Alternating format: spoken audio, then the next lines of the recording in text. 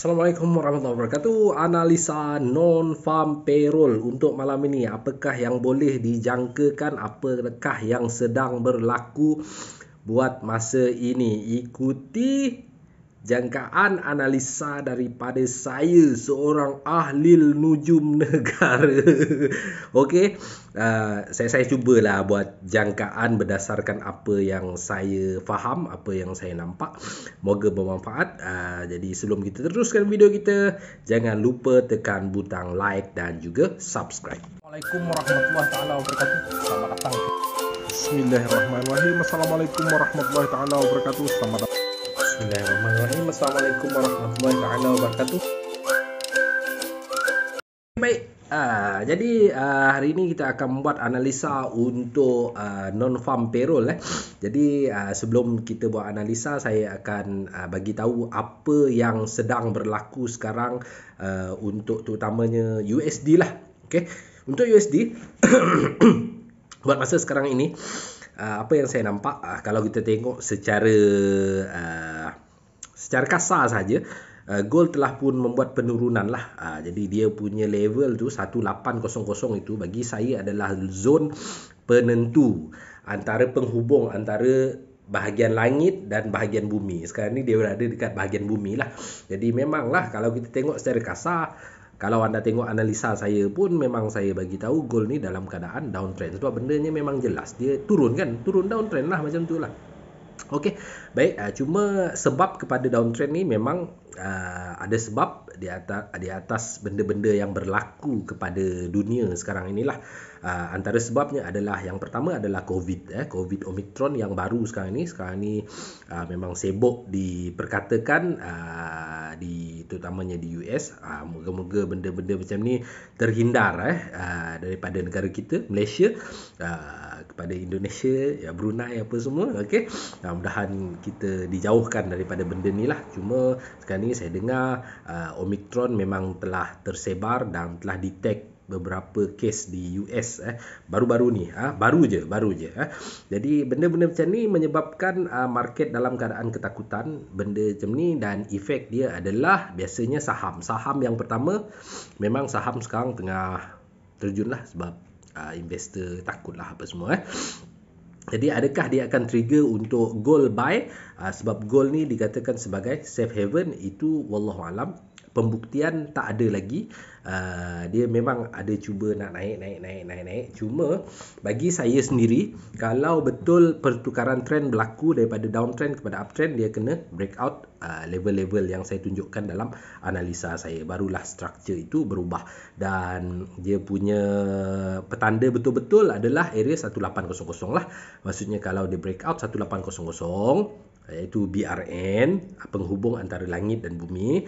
Jadi kemungkinan besar dia hendak menuju ke 19. Memang tak ada pilihan lain, sama ada pergi ke 19 ataupun 17. Dua tu je. Kalau dia downtrend memang dia nak menuju ke 17. Kalau dia uptrend dia akan menuju ke 1900. Macam kita punya weekly punya prediction untuk TP buy, kita ada satu zone resistance di 1903. Okey, itu kalau dia uptrend. Kalau dia downtrend memang dia memang nak pergi ke 17 lah. Ada orang kata sampai 16. Jadi kita tengoklah macam mana nanti keadaan market. Kita tengok, kita follow apa yang diberitahu oleh market. Okey, jadi berbalik kepada COVID tadi, varian baru iaitu Omicron ni memang telah membimbangkan.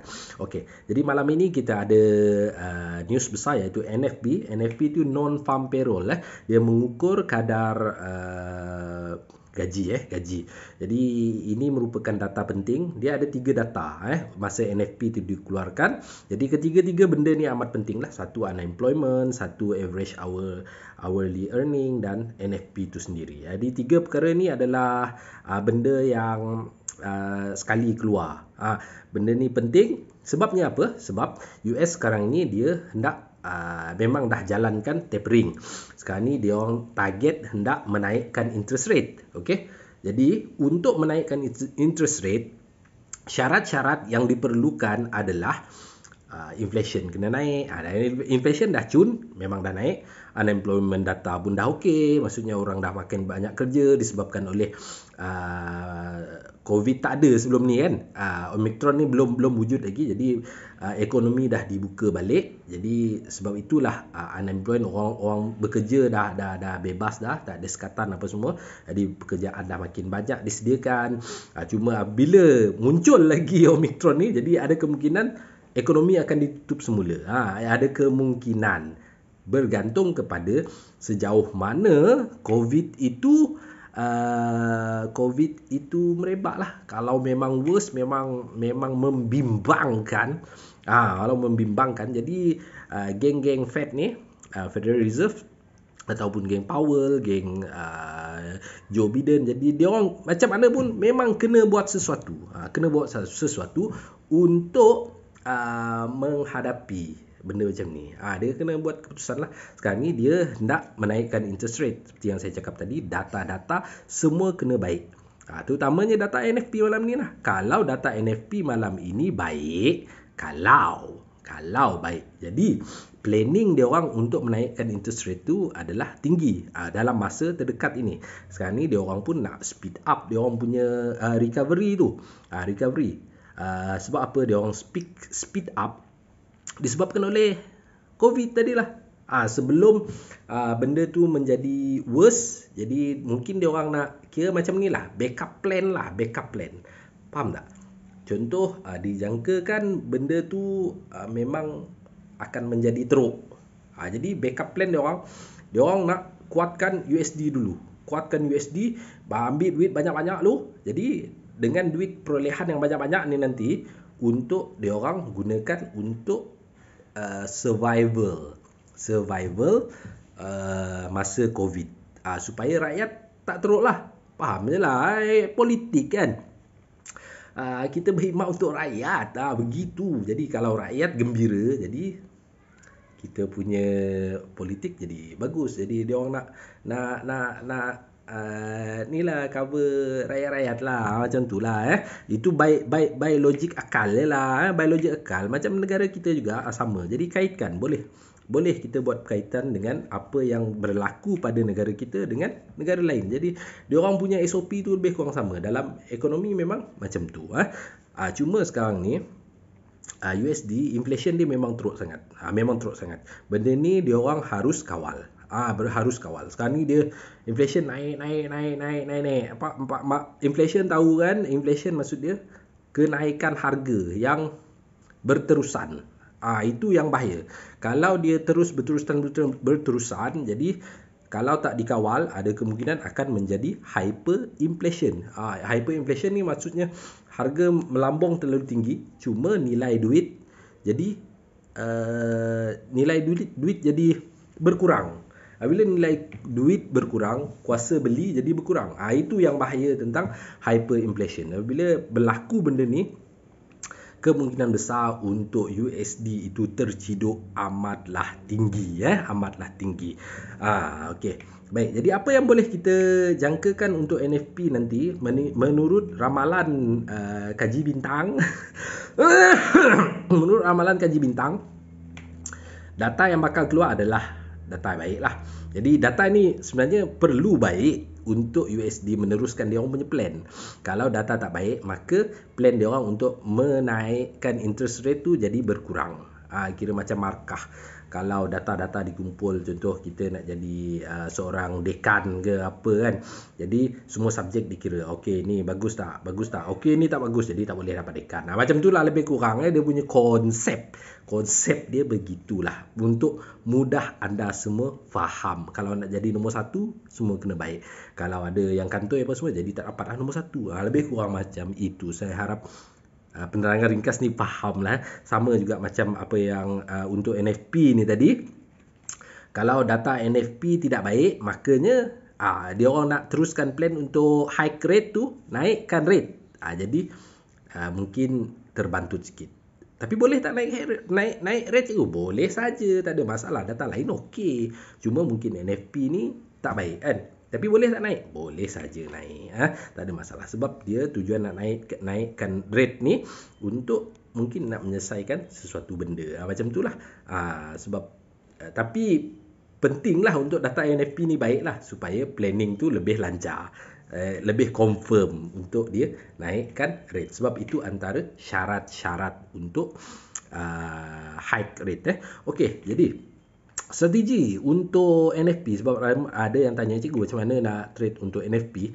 Okey, sepanjang saya trade NFP ni, saya apa yang saya nampak lah. Okey, biasanya price dia memberi aksi, maksudnya dia naik dan turun. First, dia akan tengok data NFP dulu.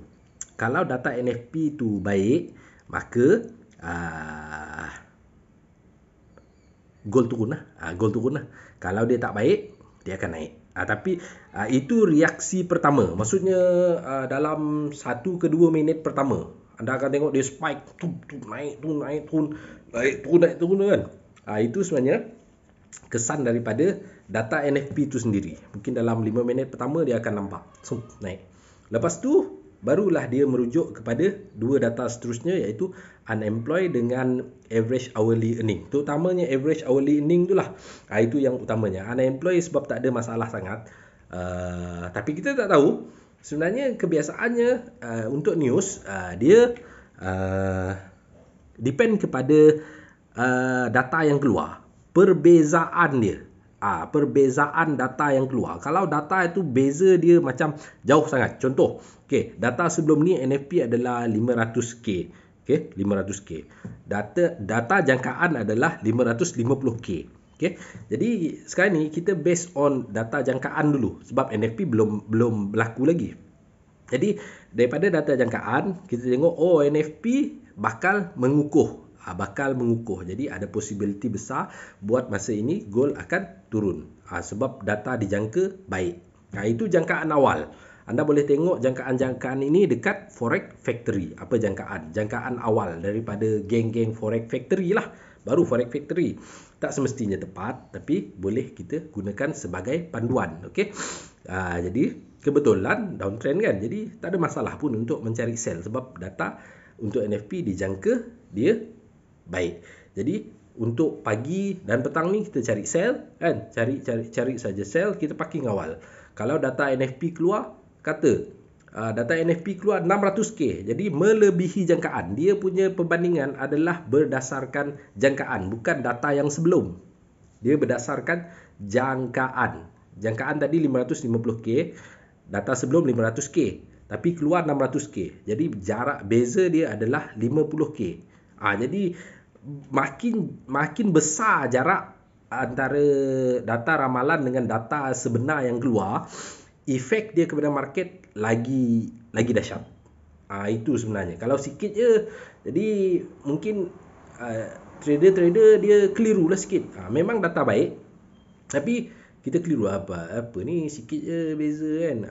Jadi dia berdasarkan perbezaan benda tu lah.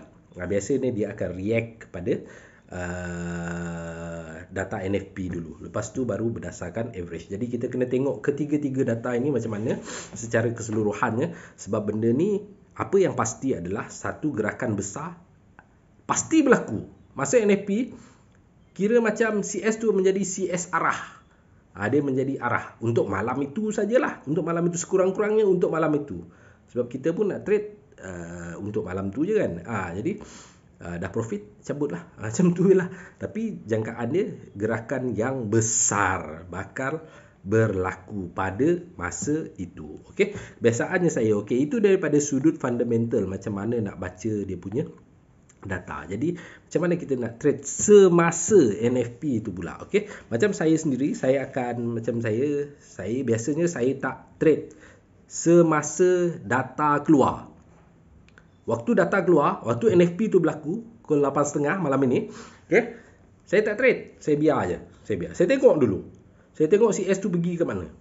Saya tengok dia gerak macam mana. Naik, turun, naik, turun, naik, turun. Memang dia punya gerakan tu insya-Allah lah. Cuma baru-baru ni, dalam berapa tahun ni dia tak adalah power sangat. Kadang-kadang 30 pip je, itu yang buat kita pening kan. Jadi kita tak tahu. Jadi apa yang anda boleh buat? Anda boleh berdasarkan macam structure. Tengok structure. Dia buat high-high ke, dia buat low-low. Kalau dia buat high-high juga, dia buat low-low juga. Itu yang penting. Jadi kita nak pilih yang mana.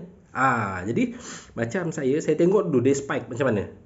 Mana biar dia spike dalam masa 5 minit tu, ataupun dalam masa setengah jam. Paling selamat masa setengah jam. Sampai pukul 9. Sampai CSH1 tu close.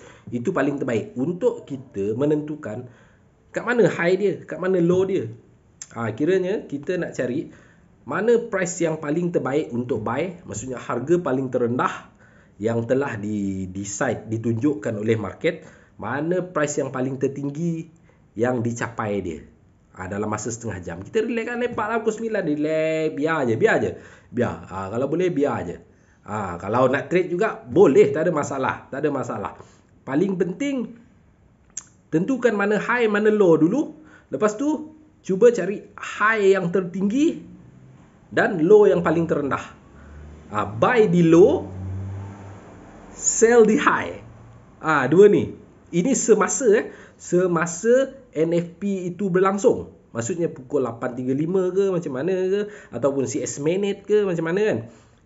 Cari price yang paling tertinggi yang dia spike dan cari harga yang paling terendah yang dia spike. Buy kat bawah, sell kat atas. Kalau anda profit, masa anda trade tu, anda profit. Contohlah, dia spike, pop, naik atas, naik bawah. Okay. Jadi anda dah nampak mana satu harga tertinggi, mana satu harga terendah. Contoh dia turun kat bawah. Dia spike lah, dia naik atas. Lepas tu dia turun bawah balik. Lepas tu dia naik atas balik. Jadi di atas tu anda dah tahu, sini sell yang paling terbaik, yang paling spike. Jadi anda tunggu dia naik ke atas, anda sell. Sell. Paling tertinggi lah. Pastikan yang paling tertinggi tau. Setinggi yang boleh. Setinggi yang boleh. Paling tertinggi, sell. CS turun, profit kan. Bila profit, dia laju. Itu kalau profit pada masa itu terpulang kepada anda sendiri dah masa tu. Okey. Kalau rasa dah banyak, cabut aja. Kalau rasa dah banyak. Kalau rasa tak cukup, hold lah. Memang tak ada pilihan lain. Hold selagi profit. Hold. Sebab dijangka satu gerakan yang besar akan berlaku. Macam tu. Itu contoh sell dia. Kalau buy pun sama. Dia terbalikkan sahajalah. Itu strategi yang boleh anda gunakan untuk NFP. Okey. Jadi selain itu, apabila anda dah tengok spike turun bawah ni untuk geng-geng teknikal lah, memang macam tu lah cara dia. Cara yang paling terbaik yang saya boleh cadangkan lah. Okey. Ataupun anda boleh tengok biar spike dulu, cari high, cari low. Lepas tu anda tengok data. Tengok data news dulu. Apa keputusan kepada news tadi? Dia buat USD kuat ke dia buat USD lemah? Kalau boleh, follow data. Maksudnya data kata data keluar tak baik untuk USD. Jadi anda cari peluang untuk buy. Cari buy. Buy sebawah yang boleh. Pada masa ini SNR dah tak guna dah. Masa news SNR tak guna tapi anda boleh gunakan time frame yang besar, H1 ke atas terutamanya. Paling terbaik H1 ke atas untuk mencari level-level SNR untuk anda entry. Untuk anda entry. Sekarang ni masih awal lagi, saya bagi tahu awal lah benda macam ni supaya anda boleh bersedia. Okey. Lepas itu pesan saya adalah untuk NFP malam ni adalah tujuan pembelajaran yang paling terbaik lah untuk anda sendiri. Jadikan apa yang berlaku pada malam ini sebagai satu pengalaman untuk menghadapi NFP yang akan datang. Untuk NFP yang seterusnya. Macam apa yang saya katakan ni adalah berdasarkan pengalaman saya sendiri yang telah menghadapi NFP yang dah berapa lama dah saya trade NFP ni. Jadi saya simpulkan benda yang saya cakap ni. Macam mana strategi yang saya pakai, macam mana yang biasanya efek kepada NFP tu. Inilah yang saya bagi tahu anda. Okey, saya harap anda semua faham. Jadi untuk jangkaan ahli nujum pada malam ini dijangkakan USD akan kuat. Okey. Jadi saya target sell. Okey. Jadi saya buat keputusan untuk sell. Sell pula adalah di area yang saya bagi tahu pada analisa hari ini. Bergantung. Tapi bergantung juga tengok keadaan macam mana. CS mungkin Sebab saya ni kadang-kadang suka cari benda yang paling high, paling tertinggi untuk sell kadang-kadang. Sebab based on structure kan, lagipun kemungkinan besar untuk kita melawan arus ombak entry pada malam ni adalah tertinggi. Jadi anda kena pandai. Jadi nak trade macam biasa, sama macam saya pun, saya gunakan akaun yang sanggup loss saja, sanggup loss saja. Jadi kalau saya dah decide tu, saya akan depo nilai yang saya sanggup loss. Kalau loss, boleh buat apa hal, usaha dulu. Macam itulah. Kalau profit, alhamdulillah, syukur pada Allah. Kalau tak profit, kita cuba lagi. Okey, baik. Jadi saya rasa itu saja untuk analisa NFP untuk hari ini. Semoga bermanfaat. Saya doakan anda semua dapat memahami apa yang saya bagi tahu tentang NFP ni. Terima kasih kerana menonton sehingga sekarang.